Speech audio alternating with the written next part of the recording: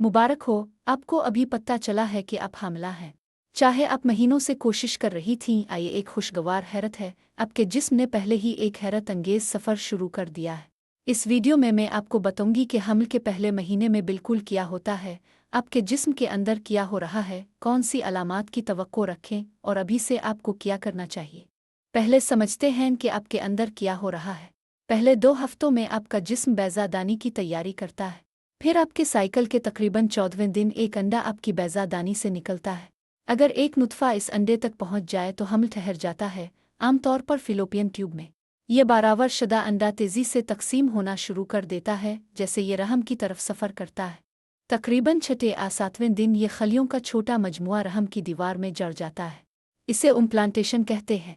कुछ ख़वातीन को इस वक्त हल्का खून आना हल्के दर्द महसूस हो सकते हैं, परेशान न हो, ये बिल्कुल नॉर्मल है। जलने के बाद जनीन एक हार्मोन बनाना शुरू कर देता है जिसे HCG कहते हैं। यही वो हार्मोन है जिसे हमल का टेस्ट पकड़ता है। अब बात करते हैं कि आपको क्या महसूस हो सकता है।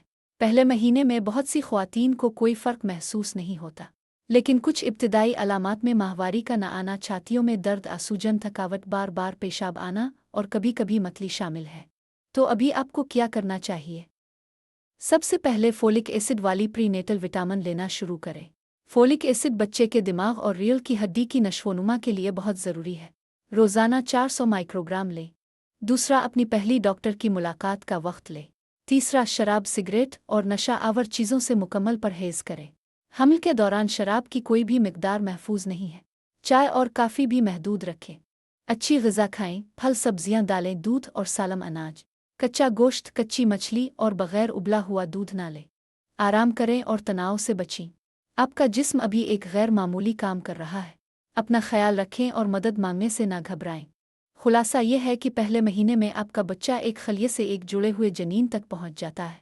अपने विटामिन लें, नुकसानदेह चीज़ों से बचें और डॉक्टर से मिलें। अगर ये वीडियो मददगार लगी तो सब्सक्राइब करें और किसी ज़रूरतमंद के साथ शेयर करें। अगली वीडियो में हम दूसरे महीने की बात करेंगे।